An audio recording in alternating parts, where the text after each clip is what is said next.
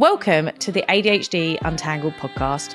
I'm Rosie, your ADHD coach, trainer, and fellow untangler. This podcast is where we stop fighting with our ADHD brains and start understanding them. Each week, we dive into real conversations with experts and incredible minds to turn your struggles into strengths, so you can find clarity in the chaos and start living in a way that feels more authentic to you. So if you're ready to start seeing your ADHD differently, then you're in the right place. Let's get untangled. Hello, Adam.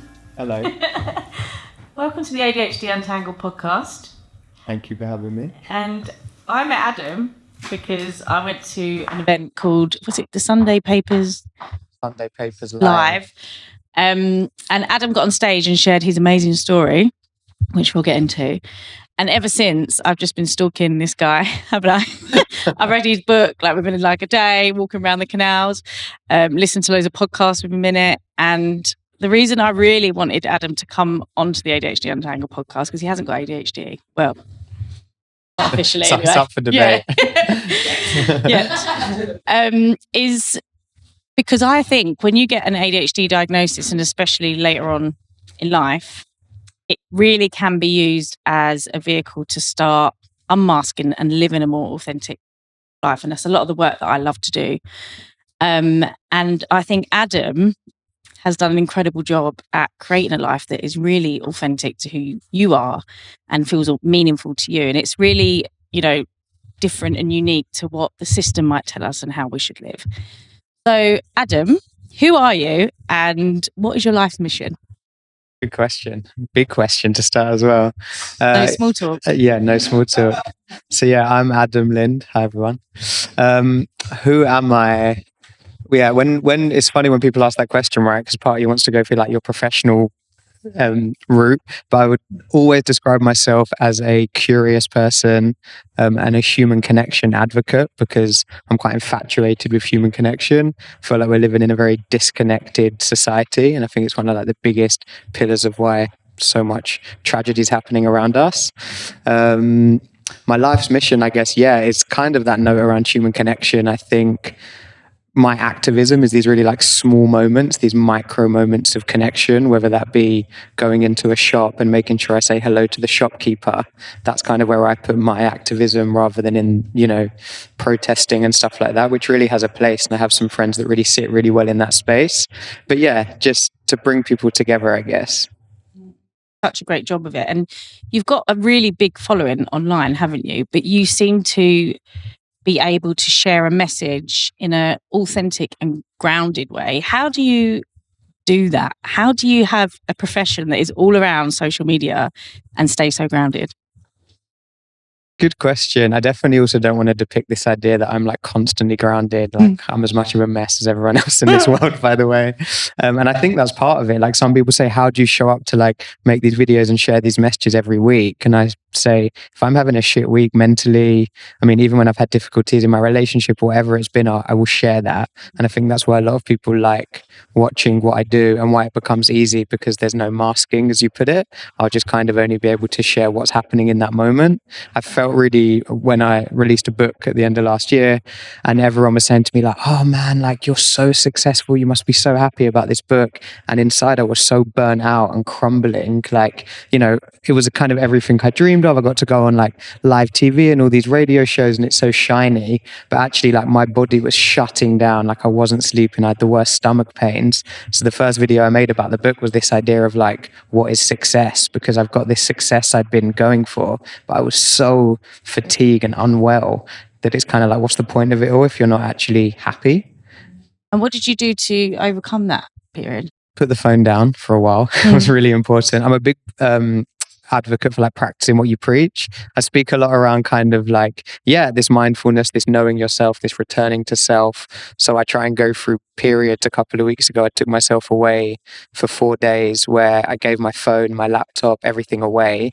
And there was no clocks, there was no watches in this little cabin I was staying in. So I lived without the construct of time, I guess, for those 4 days, which I can also point out, I know for some people is a privilege if they've got children and stuff like that. But interestingly, the place I was, they say they get a lot of mothers, people of all all kind of walks of life that go there.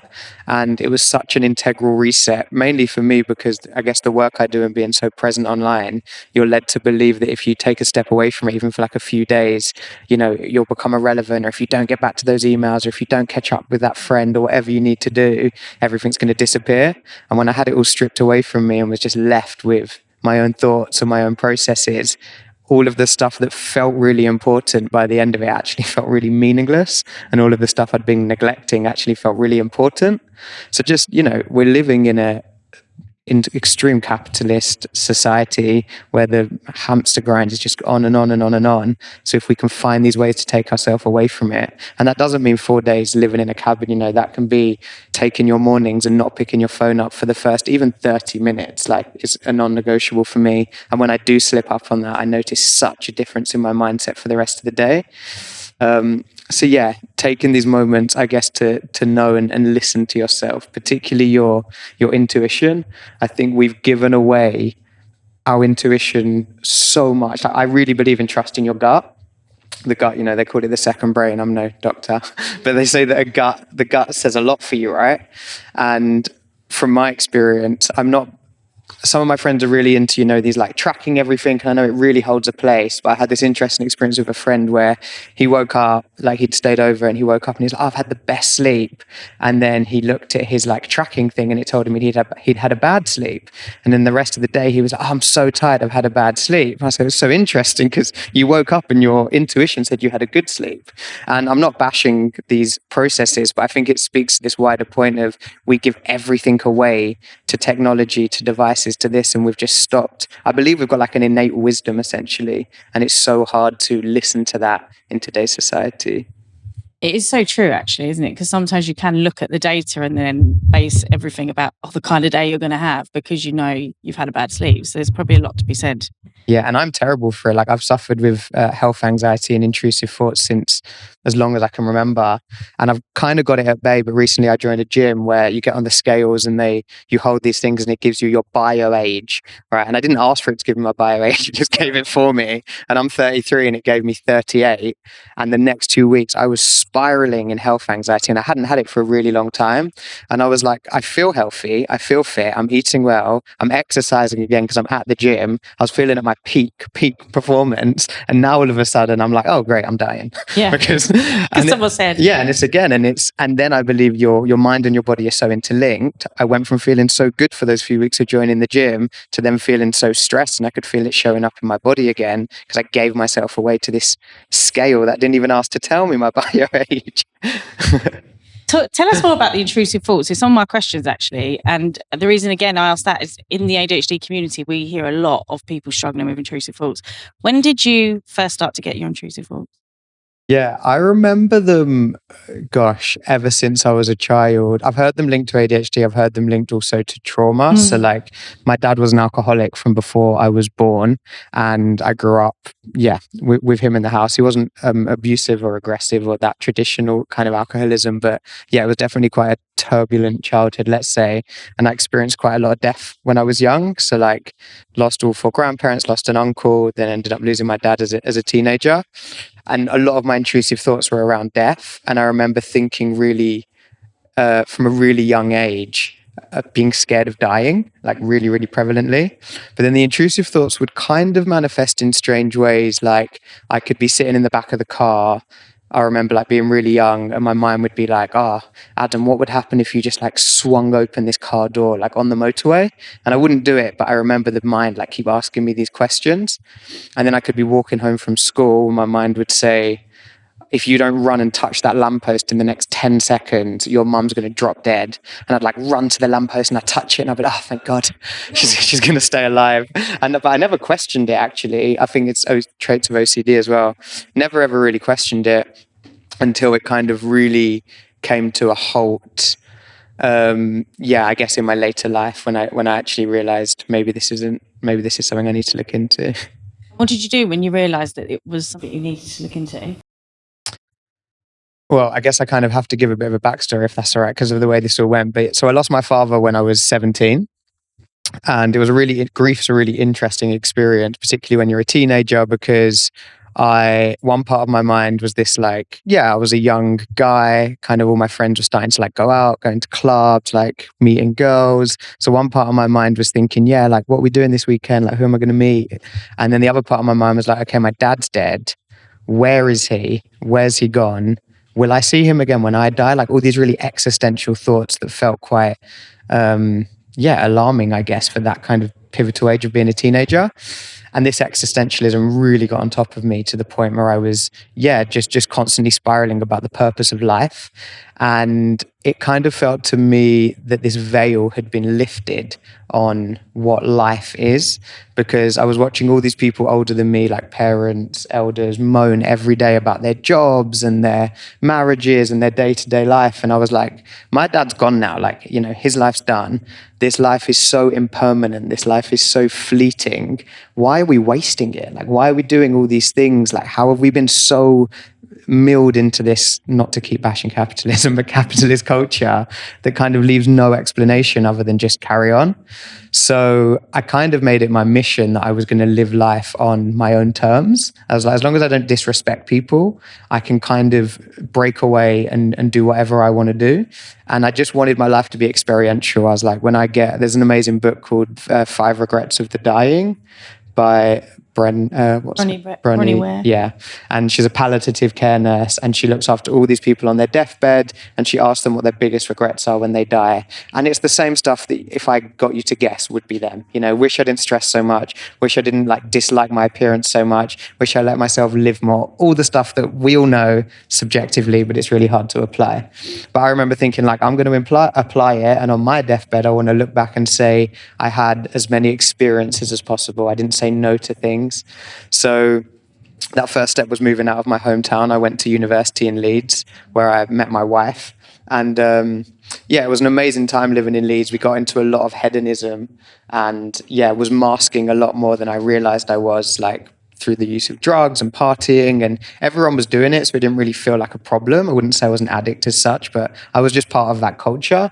And I remember like being on dance floors, under the influence of certain things and interacting with people and feeling like so connected to them, and even being like, oh, like, you should come around for dinner next week and da.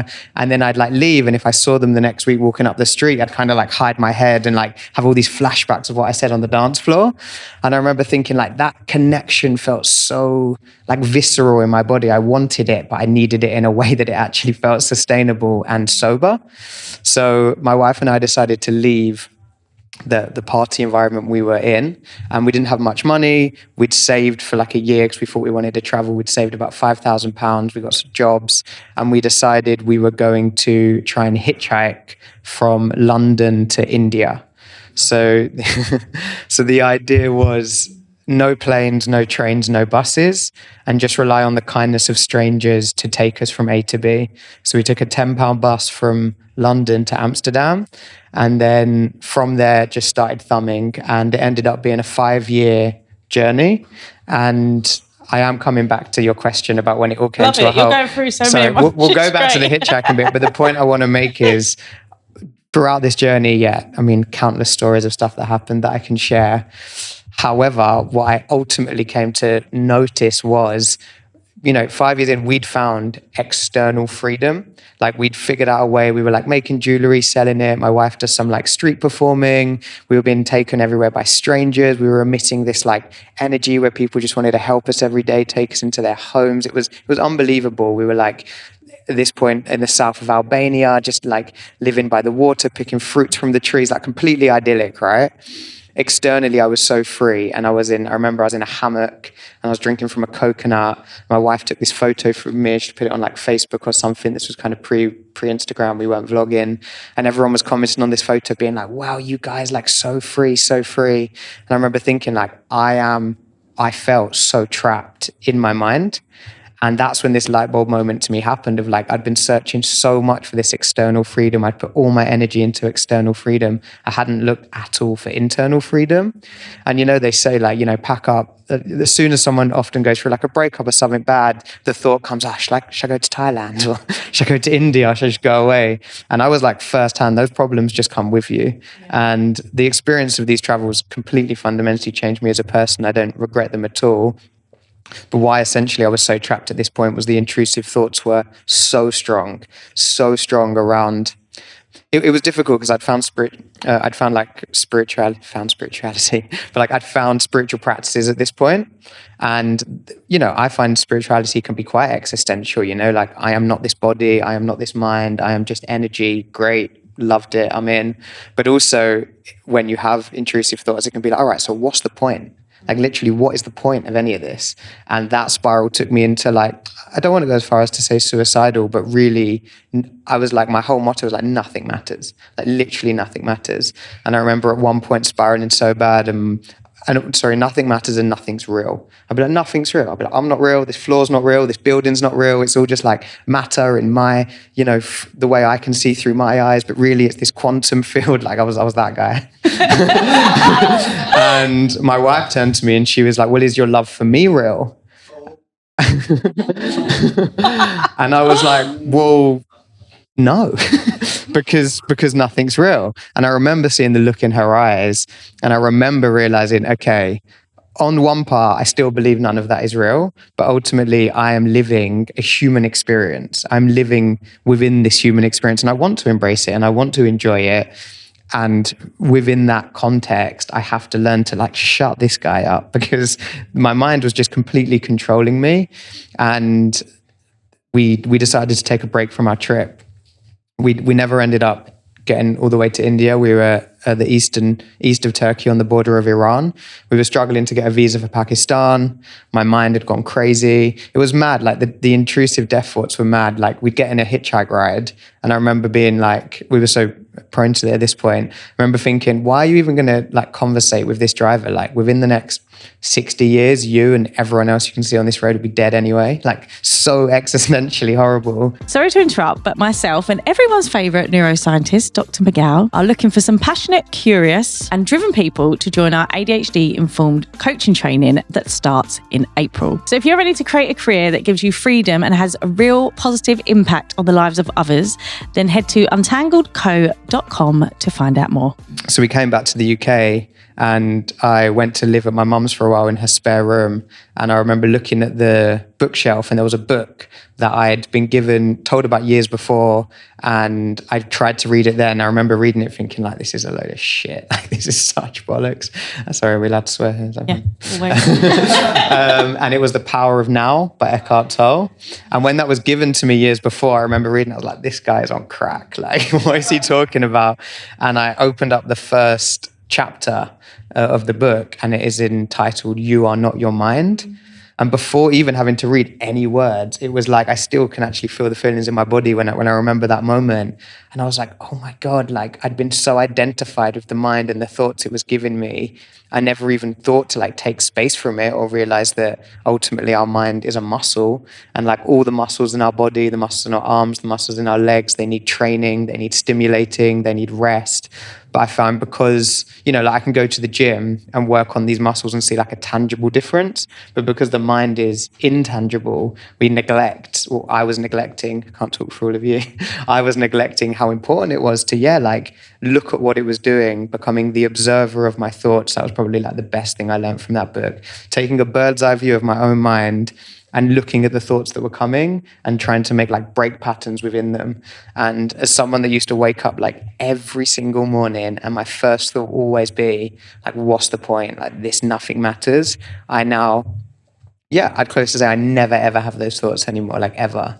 And the reason I love talking about this stuff and became an advocate for this stuff was like, I know if I can do that and thinking I was someone that would never live like a normal life, then pretty much anyone can, I guess.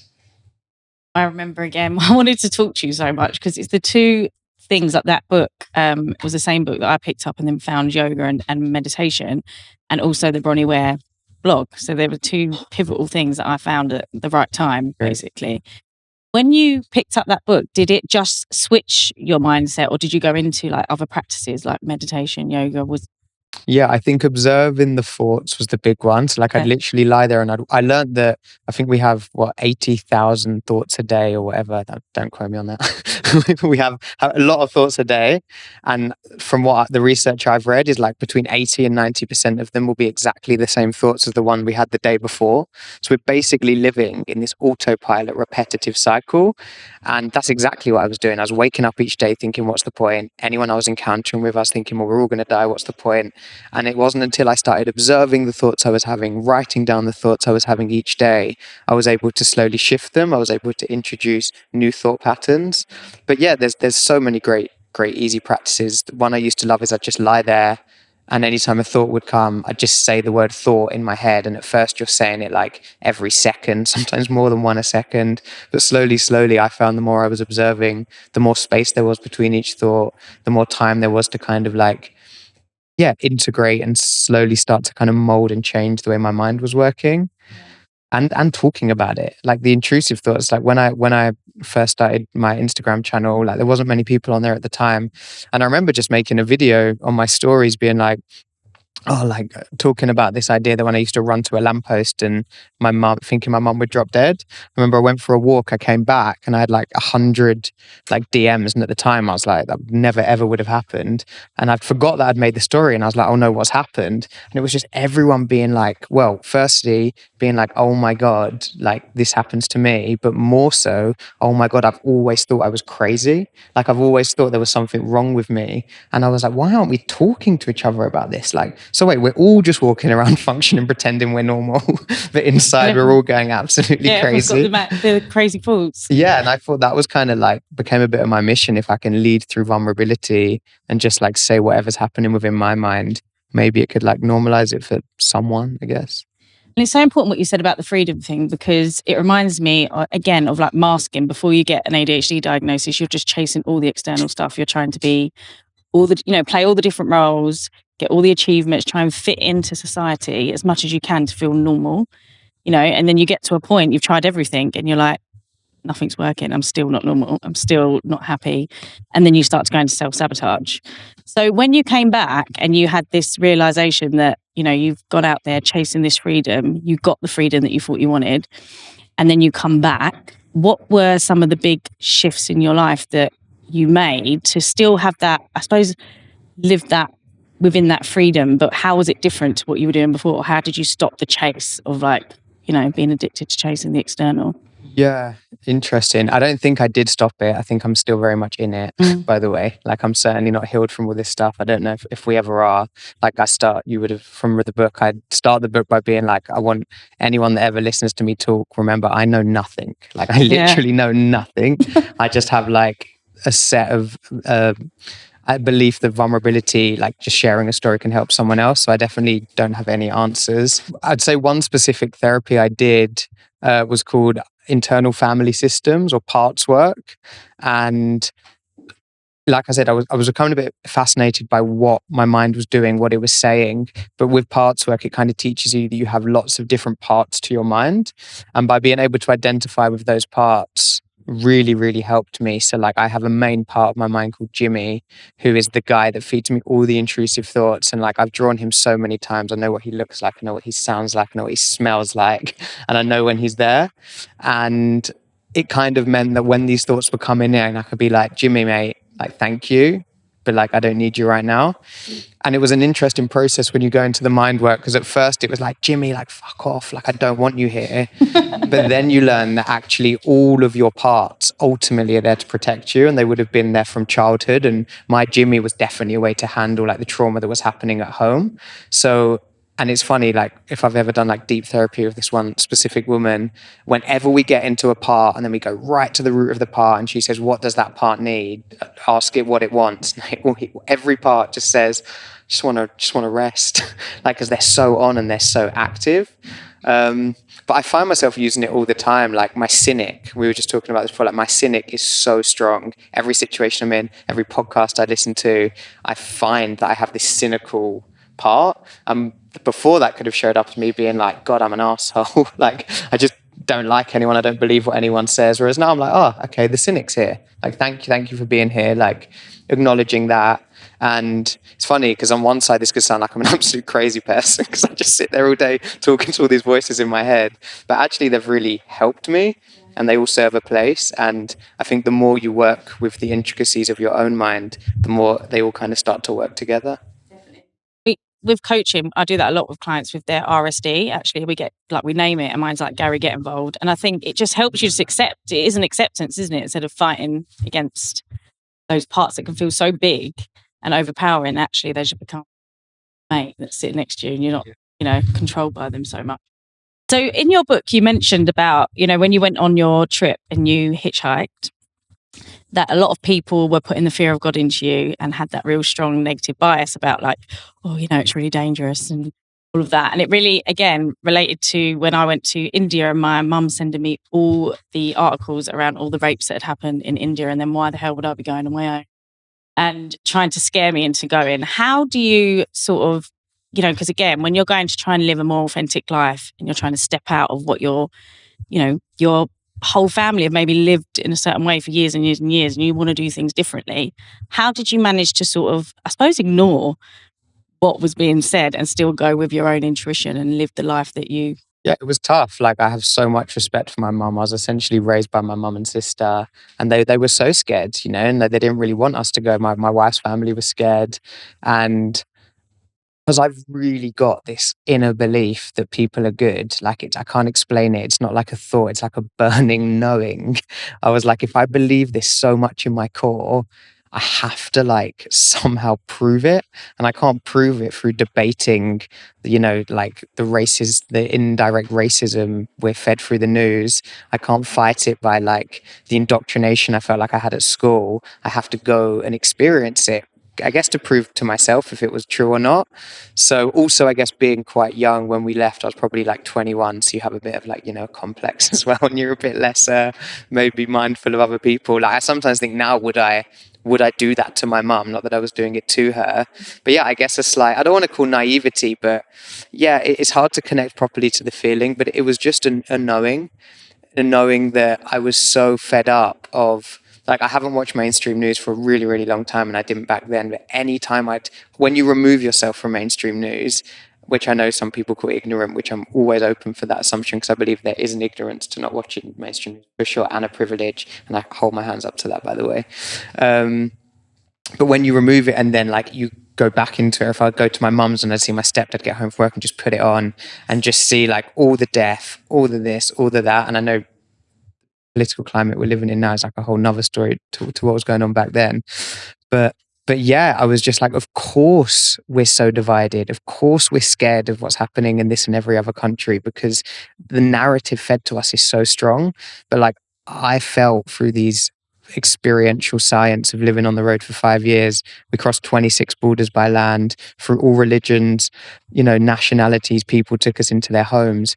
Ultimately, people are wanting the same thing, which is like, as long as they've got like food and shelter, they want this human connection. They want this chance, I guess, to share their story or share themselves with you.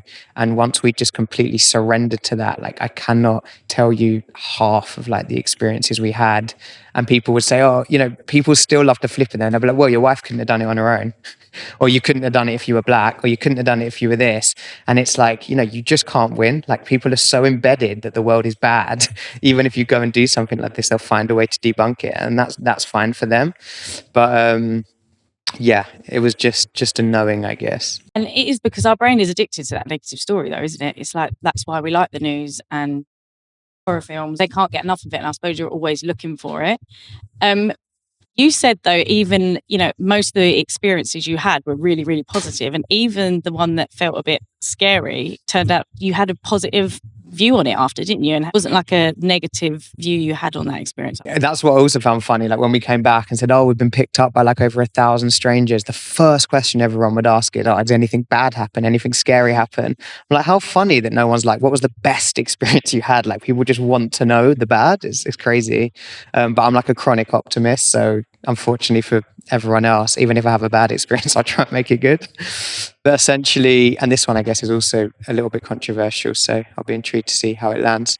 So we were in Turkey, which was my favorite country to hitchhike in, because how my wife and I would figure it out is we'd base our waiting time, like we'd kind of do like an overall average waiting time for each country. It's like France was about 25 minutes, Spain was like an hour and 10 minutes, Turkey was about 30 seconds to a minute. Like if the first car didn't stop, the second car was always stopping.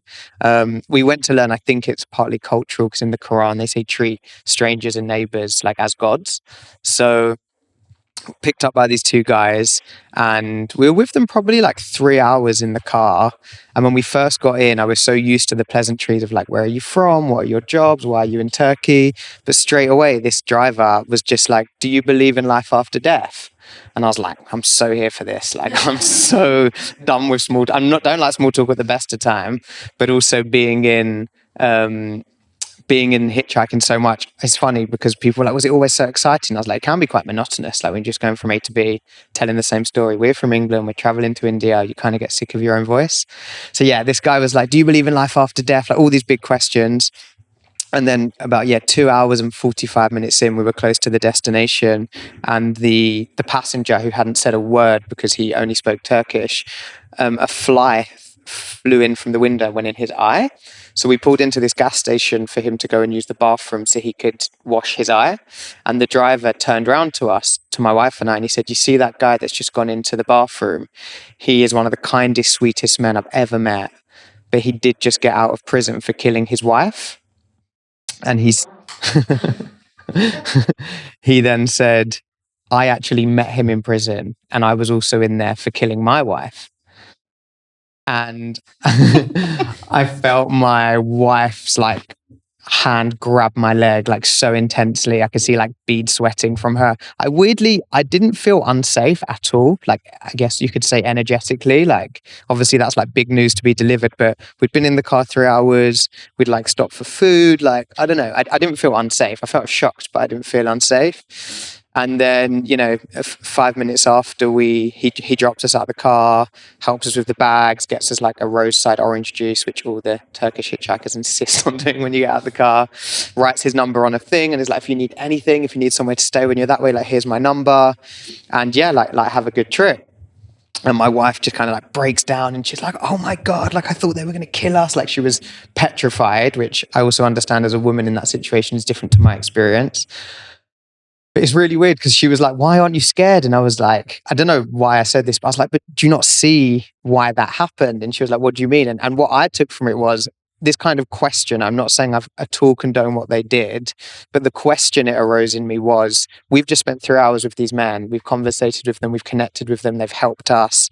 They've bought us stuff. They've been nothing but nice. And in the last moment, we learned a piece of information about them, a shocking one. Do we now hate them? Like I was asking myself, like, do I hate these men now? Am I disgusted I got in a car with these men? And I don't know the answer to the question, by the way. It's not a yes or no, but it kind of raised a bigger question to me about, second chances, forgiveness, what leads people to have certain experiences. And it was crazy. I still don't know the answer to that question. And I've had I love having like educational debates with people about everything. I love being challenged on all of my views. But yeah, that was one of the scarier experiences, I'd say, but left a lot of philosophical questions in my mind. I'm going to ask the question you said no one ever asked you. What was the best experience? Thanks. So many. One that always comes to mind was we were in France and we were hitchhiking from, I think there's a small village called like Orléans. Sorry if I butchered that pronunciation. And my wife's family were coming to Italy like 4 weeks after, and we could have easily got there in like 2 or 3 days. We were very like, let's see who picks us up, see where they're going, like really know plans. Maybe they'll take us 20 minutes to another town or whatever. And this van pulls up with a woman in it. Her name was Violet. And she was like, do you guys need a ride? We were like, yeah. We're like, where are you going? She was like, Lyon, which was like really far. It was like 3 or 4 hours down into France. And we were like, it's actually a bit further than we wanted to go, but let's just go for it. Like, she was cool. She had a good vibe. She was playing good music, which is sometimes difficult when you're hitchhiking to find good music. And so we get in the car, we drive to Lyon with her, just having a great time. And then as we drove into Lyon, I didn't know it was like the second biggest city in France. So we're not really city people. We had our tent and it was like getting late. And we were like, oh, actually really not enjoying the energy here at all. And she was like, I'll tell you what, I actually live about 40 minutes out of Lyon in a village called Chambéry. It's a lot more like peaceful. There's a place for you to put your tent. I'll drop you like in one of the forests or whatever. We were like, great. So we carry on driving with her. And she turns around to us. She's like, do you know what, guys? I'm literally going home to pack a bag. And then I'm driving to Switzerland to volunteer at a festival. I'll just give you my keys if you want. And like, I've got a penthouse apartment in Chambéry and I'll be back in 2 weeks. If you're still here, great. And if not, just like leave the key under the mat. And obviously like we'd met this woman 5 hours before and yeah, stayed there. We didn't stay there 2 weeks, stayed there about 10 days and then left the key. But it was again, this people always say like, why do you think that happened? Like, why does this happen like to you? As if I'm some like lucky thing. And I'm like, it's nothing to do with me. I believe it's about the openness and the surrender to others. And like, without sounding too woo-woo, like I really believe the energy you emit is the energy you attract back. I find myself every day having incredible connections with humans on the most unlikely places, be it on the underground, be it wherever, on the days where I actively am out there feeling open. You know, the days I'm moody like the rest of us on the train end up having, ironically, no nice situations. But like, I love like debunking social norms. It's like I don't come into London that often. I'm not based here, but when I do, I love if I'm like on the underground and it's rush hour and it's like everyone's moody, just like cracking a joke or saying hello to someone. And when you break people's state, they all want it. Yeah. Like no one's there thinking, I can't wait to be moody on this train journey this morning. And I've even said to people, like my cousin, I always joke with him, he's like, if you were on my train, I would hate you. Like I don't want to speak to anyone. But ironically, I've been on a train with him and I've done it to pee him off. And then we get this interaction and actually, of course he loves it. So I feel like I'm not lucky. People are like, oh, how did you manage to do that? I'm like, all we did is pack a bag and believe people were good. Like, it's not that hard. Supposed to choose to be open and like connect. And I love that story as well that you tell when you asked someone asked you at the shopping centre how you were and you said, I'm not feeling really great. And they just carried on scanning your groceries because no one really asked that question and wants the answer, do they? They just do it. They're not even like, listening. No. Yeah. So connection, again, with ADHD, it can feel quite isolating. And I think even when you get diagnosed at first, actually, because you have this big realization and not everyone around you, totally understands it or has their views on what the label means. If someone is feeling quite isolated right now and, like you said, everybody wants to be connected, everybody wants love, what's the first thing they can go and do to feel less alone? It's a good question. I guess for me, it's like my obvious answer would be like speak to someone, but some people find that really kind of confronting. I've found like at times if I don't want to speak to other people, just writing down my thoughts is so cathartic. Like just getting them out my head and onto paper. I mean, it's not revolutionary. I'm sure we've all heard how great journaling is. But yeah, it really helps. But also I think I've never related to this, but people say they're so scared to like burden people. Like I don't mind burdening people. Like if I'm down, any friends getting a call. But also people like to feel useful.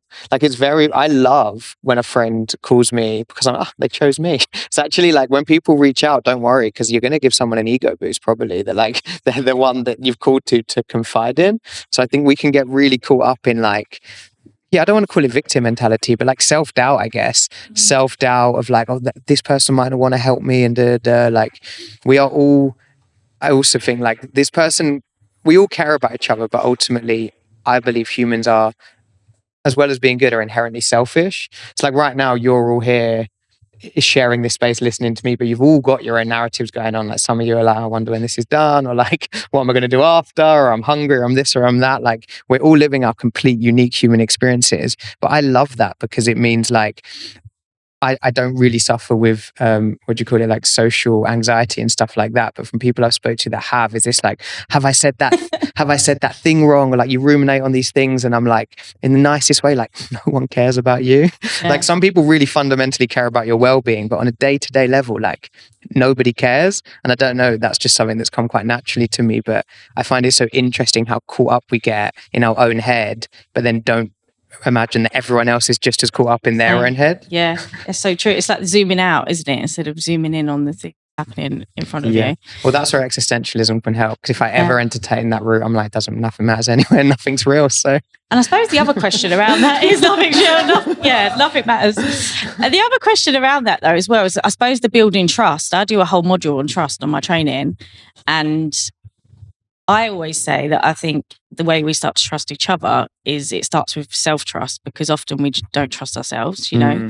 What's your view on, like, if someone is, you know, again, trying to connect, but they really struggle to trust other people because of the world we live in with all the fear, and maybe they've been let down quite a lot in their life and they've got this history of, you know, having a reason to trust people? Yeah, good question. I wouldn't say I have a view on it, because obviously everyone's, you know, got their own personal circumstances and experiences, but it's just like a shame, I guess. Like you touched on this earlier, but like the chapter 2 of my book is called The Gift of Adversity. And I believe that adversity can be and is a gift if we choose to view it in that way. And like I say, I'm so grateful for the experience of losing my dad as a teenager. And like at first that really used to trigger my sister, like to even use the word gratitude around like my dad dying. But I always say, I don't believe I would have gone to hitchhike around the world. I don't think I'd be sitting here talking to you right now. I don't think any of my experiences would have gone that way if that experience didn't happen. So I can be both parts, obviously sad that it happened, but grateful for the experience, because I don't know. I'm grateful he was an alcoholic. Like I'm grateful for all of it, because it's that adversity that I chose to view as a gift and, you know, kind of set me on this path. But again, we're all in a completely different mindset. So I have friends, actually, one in particular I'm thinking of, and she, feels really angry at the world and really cynical and really skeptical. Even of me, I've had to say to her before, you know, like, I feel like you're skeptical of our friendship. Like, you don't even trust me. She's like, it's not you, it's the world. And like, there's nothing really I can say or do other than try and reassure her. And it's a product of her experiences. And I don't know if it's a different kind of like neurology that some of us have, but yeah, because I try not to be too like, just trust everybody. And like that weirdly does come quite naturally to me, but I can completely empathize that maybe it doesn't for other people. I think as well what you said about, you know, again, using your own personal struggle as a way to not give up and actually use it as your strength. And you believe that that's what's actually made you have this life, this meaningful life, and all the amazing experiences you've had, instead of seeing it as something that, you know, has held you back or caused you lots, you know, like the intrusive thoughts and stuff. You could have a lot of negative connotations around your past experience, couldn't you? Yeah, I think also compassion. Like, I think compassion is one of the most important and integral, like, human emotions and experiences to have, because I had that bit when I was a teenager, like that bit after something bad happens to you and then like anyone else's problems. I'm like, how dare you be annoyed about that? Like, my dad's dead. Like, how dare you be annoyed that you've lost your job or something? And then like, I love the quote, the worst thing that's ever happened to you is the worst thing that's ever happened to you. So there's a scale, right? And like, this was a contention between my wife and I years ago, because I always joke, her family are like immortal. Like, she's got all 4 grandparents, they've all remarried, she's got like 8 grandparents, parents, like she's never lost anyone, which is amazing. So she can have a tendency to get annoyed about losing a pen. But then I have to remind myself that like the worst thing that's ever happened to her isn't losing a pen. But the scale is just different. So I can't walk around expecting people to be like as happy-go-lucky and existential as me, and in my view be like it doesn't matter, because to them it does matter. So it's about, for me, like harnessing my beliefs but also having complete compassion for the way everyone else is showing up, because we're all a product of our own experiences and our scale of what we've experienced is all completely unique. So how dare I condemn someone else? I remember, it's embarrassing, my friend lost a grandparent, and I remember my thought being like, so it's a grandparent, like they're meant to die kind of thing, because my dad had died. And it was like, how dare I, you know, like, I don't know the bond they had with that person. So yeah, for me it's about harnessing all of my beliefs but then having full compassion for everyone else's. Everyone's problem is a problem to them. Exactly. Like, who are we to say that it's not? Yeah. And that's challenging, I think, particularly in romantic relationships when it's just like, get over it. But it's like, you don't even know what that person's happened that day, or maybe not just romantic relationships, maybe like, I think people you spend a lot of time with, it could be flatmates, it could be, we're so quick to be like, oh, here they are again, like doing this, but we're not in their head. So let's talk about environment, because you live on a canal boat, which I love so much. So fascinated by the fact that you live on a boat. How important is environment in supporting us live a more authentic life? Can it be, because I said to you, I just moved back to Amsterdam, and I think, being in London definitely held me back from living a more authentic life, because I just feel like I struggle here for many reasons. What's your view on that? Yeah, I think I fully believe we're a product of our environment, and that doesn't necessarily mean like your home. I think the people you surround yourself with, the stuff you listen to, the stuff you consume, I'm definitely a full product of my environment. And I've seen that, like, I spent like 6 months living like in a forest in essentially like a hippie commune, and my views and my thoughts, I was like completely embedded in that, and I was completely that person. And like last year when I was doing the book, I was completely consumed in living in like London a bit and going to all these fancy restaurants and thinking like I was a completely different guy. And I think we do naturally adapt. We're tribal, right? We want to fit in whatever space we are. So I think choosing where we spend our time is actually more important than like necessarily our living conditions. But it's funny, people always say like, oh, like you must be so peaceful like living on the boat. And sometimes yes, but sometimes no. I'm like, we can sometimes have our boat in the middle of nowhere in the countryside, completely idyllic to people. And if I'm feeling really good, of course that's amazing. But if I'm having a bad mental state, it can be the most lonely, isolating thing ever. All I want to do is get in the city where I can be distracted constantly by everything. So again, it's like, I don't place that much emphasis on my happiness coming from the boat, because it's, again, the external. Like one day the boat can be like my biggest dream and the next day it can be my biggest nightmare, but that's just to do with the internal, if that makes sense. Yeah. Do you know, it's so hard, isn't it, to pinpoint it? Because again, it's going to be both, because I think some ways we can put a lot of pressure on ourselves to do all the internal stuff all the time. And if you're in an environment that is just constantly stressing you out, you almost start beating yourself up, because you think, why don't I feel good? Why don't I feel, I'm not doing enough meditation. I'm not eating enough good food.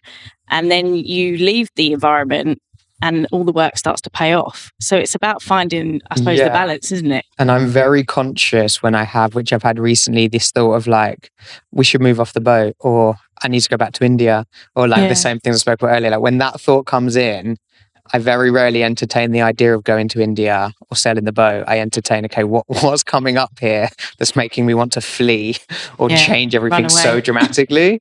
So I guess this saying, the thing is never the thing. Like for me, that's how if I'm focused on this thing, that's rarely ever the thing I need to be focusing on, if that makes sense. What else is going on? Yeah. And like for me, everything else being secondary, like, when we were traveling around the world, when I was having like my happiest points, I had like barely any money. I had a backpack. Now I'm like, quote unquote, more successful and developed in my career. Mm-hmm. So therefore have more money than I did, but I'm definitely not happier than I was. No. Like, again, how many books need to tell us that money doesn't make you happy and you're chasing the wrong things, but I'll still always be a product of that somewhere. Let's talk about your career actually, because again, a lot of my clients come to me to find more meaningful careers, and they want to, they feel like they've been in corporate environments, a lot of them, and they describe it as soul destroying. So they come to coaching, they're like, right, I want to, do something else. Where do we start? What would you say to somebody who is, looking to find more meaning in their career? Like how do they, find that? Yeah, I mean, I'm definitely not like an expert on that as you are with the coaching, but I'd say that's fundamentally why I wrote the book, because there was like, I felt like everyone was pedestaling me, which I didn't want, but being like, you've done that thing that like I want. And that doesn't mean live on a boat or travel the world. It means something different from what they're currently doing. And I talk about it in the book. Like I could be sitting on top of the boat like in the morning, drinking a cup of tea, and when people walk past, they see me. The visual they see is freedom, and the main narrative when someone walks past is either be like, "Oh, that's the life," or they'll be like, "Oh, I'm so jealous of you." Like, they don't know. I could be absolutely spiraling in my head. Like, me and how I'm feeling actually is irrelevant. But what I started to notice was everyone was looking at me sitting on this boat having a cup of tea as the life they want, but they don't want to live on a boat. I felt like they just wanted a life different to the one they were currently living. So in the book, I wrote the chapter Taking the First Step, because I think the reason often we don't make change is because we're like, okay, I want to open a yoga retreat in Mexico. Well, I don't have the money to do that. And it's so far away. So big. It's so big. And for me, it's about like just entertaining that first step of an idea. Like, if you're so in the cycle of go to work, go home, whatever you're doing, just carve out like an hour a week of like research of a first step to maybe do whatever it is you want to do. And also, I do believe people's lives can change by changing something completely minuscule, like, I don't know, taking up crochet. Like, that could change someone's life. I really don't think you need to do the huge stuff to feel it, but I think we're such habitual creatures that we very rarely make the space to just take that first step. And that first step can literally be the research of it. The first step can be, I don't know, if you want to open a yoga retreat in Mexico, just go do more yoga first. You might not even be practicing at the moment. So just doing these small things, because like I say, I wanted to hitchhike to India, never got there, essentially failed the experiment, but like came to realize it did not matter. Like, India was just the thing to get me to take that first step and go. But I actually think it was a success, and I love the poignancy of failing the experiment, because who knew what we were going to learn and experience along the way, And that is so key. And I think that's the thing, especially with ADHD, we're quite all or nothing. And first and foremost, being able to break it down, but most importantly, letting go of the outcome. Because like you said, everything you learned along the way, it wasn't about getting to India. Yeah. You had some profound things happen to you that have changed your life forever.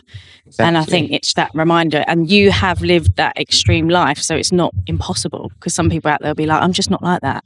Yeah. But you have been that person, right? Yeah, thank you. I often get like online people saying, oh, trust fund or this or that. I'm like, mate, my dad left me 36 quid when he died. My mum still doesn't own a house. Like, you can make things happen, but it feeds into the same thing of like, oh, you wouldn't work if you were a woman, or it wouldn't work this. People don't want to believe that it's possible. So funny, because when I asked the community what to ask you, that was one of the first things. They said, how do you do it if you haven't got any money? And I was like, oh, what makes you think that, he has money? Yeah. And they went, well, how can you do that? How can you live that life otherwise? Yeah. So what do you say to that person? Well, first tell them my inheritance was 36 quid. Yeah. And then tell them that, well, again, when we came back to buy the boat, we had no money. We got the loan, the bank to give us a loan that bought us the boat that we were paying off 400 quid a month or whatever between us. Like, never knew it was going to become a career on Instagram or anything. But just like people, I think people are scared to think outside the box, or I think we're also bred to believe that like the system's set up to fail us. And because of that, we won't, take the steps to try. Yeah. And also, like, I did an experiment in September where me and a guy I've never met, we were connected by you, actually. You connected us. We walked from Birmingham to London for 8 days without any money.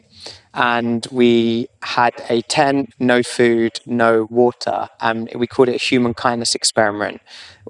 Livy had introduced me to him. He's like obsessed with human kindness, and so am I. And originally we were going to walk and try and be as kind to as many people as possible. But then we were like, that's easy. Like, if we really believe in human kindness, let's believe that people are going to be kind to us. And it felt like a kind of mini adventure from the hitchhiking I'd done years ago that I'd kind of was missing. And these 8 days was the best reminder that, one, money is such a limited resource, because giving like time and energy to things and people, like, again, the amount I learned, the connections I made that I still have now over those 8 days are unbelievable. And just surrendering to not, again, being in this meal of like what you need to do and need money. I actually thought by the end of it, because like we'd had these backpacks and there was a cardboard sign on the back of both our things that said human kindness experiment. So people would come up to me and be like, what are you doing? And we're like, we're walking from Birmingham to London with no money. But like, come to the pub, like, we want to buy you a beer. So we'd go and like we'd have a beer with these people, and we weren't really on a time frame really, as long as we did our miles each day. And we'd sit there, and I think like, normally I'd be like, oh, let me get the next round, right? Naturally. Yeah. But we weren't allowed to, because we weren't allowed to spend any money. But what we were able to give was our energy and our time. And I felt like we doubled down on being present in all these experiences because we weren't allowed to give money. And then I asked myself, how often do I just like go out with a friend, kind of half listen, but like maybe they're struggling a bit of money, be like, oh, I'll get the bill. And it's like, oh, look at me. Like, you know, that's my energy exchange in that moment. And when that was taken away from me, at first it was really confronting because I like picking up the bill for my friends or whatever. But I was like, it's so meaningless compared to what you can give if you take it away. Yeah. How mad is that as well? Because then you've got to sit with that uncomfortable feeling of like wanting to, again, take action and react, and you can't. Yeah, it was really confronting, actually. And I think that's so important what you've said, because why people probably don't want to believe that it hasn't taken a lot of money and you haven't got trust fund. Again, it's about the realization that actually it's not so much about having the money to do it. It's about our attachment to letting go of what we have and what we believe we need. Because I think, you know, when you are in safe jobs and you've got mortgages and you've got all these commitments, I suppose it's very difficult to accept that actually you can choose to maybe live a different life and let go of these material things if you want to, and it is possible, but it takes a shift internally. It's not about the external. So yeah, and the admin. Like the more stuff you have, like when we moved onto the boat, everyone was like, oh, you're so free now. And I was like, no. I had a backpack before, and now I've got insurance. Now I've got a canal license. Now I own this vessel, and now we have a car, and now we have a dog, and now we have pet insurance. I was like, I looked like freedom to you before. I literally had like a few pair of pants and a guitar and a backpack. Like that was freedom. So it's all perspective as well, right? Definitely. Right, fire round. I know you haven't got ADHD, but if you could describe it in one word. Describe ADHD in one word. Oh my God. From the non-ADHDer. Oh my God, I don't know how to answer that. I'm trying to think of my. I love that that's been the most difficult question. Definitely. I feel like I'm qualified to answer the question. Unique? Yeah, it's a good one. Right, in order, mountain, forest, jungle or beach? That I prefer? Yeah. Forest, mountain, jungle, beach. Why is beach last? A bit vast. I think beach is always last a while too. Moss. No moss. The hardest struggle you faced, if you could go back, would you live your life with it or without it? With it. And one mask that everyone should ditch right now. One mask that everyone should ditch. Ooh. Pretending you're okay. Good one. What are you still untangling in life? All of it. All of it. Okay, so closing question. You talk about the difference between internal freedom and external freedom. That you can be in IKEA and feel free, or in Bali in a hammock and feel trapped. For someone chasing the perfect life or the perfect environment, thinking it will fix everything, what do you want them to know? What did you need to hear then? I guess really for me, the body keeps the score. So if like you're living this, or when I was living this experience that I thought was like freedom, but if I checked in with my stomach and there was always this dull ache, or I checked in with my gut and something was off, or my sleep was off, or my breathing was down, that was my body telling me that actually like I'm not aligned with what I'm doing. So like maybe forget everything that you're working on externally and just like looking at your body and just see how everything's functioning. Yeah, that's been huge for me. Yeah, anyway. I love that book, The Body Keeps Score. Yeah, amazing. Amazing. Thank you so much, Adam. Thank you. It's been amazing. Me. Thank you. Thank you. And what's tell them where they can get your book and your Instagram stuff. The book's called Floating Home by Adam Lind, if anyone wants to get it. It's amazing. No pressure. Thank you so much.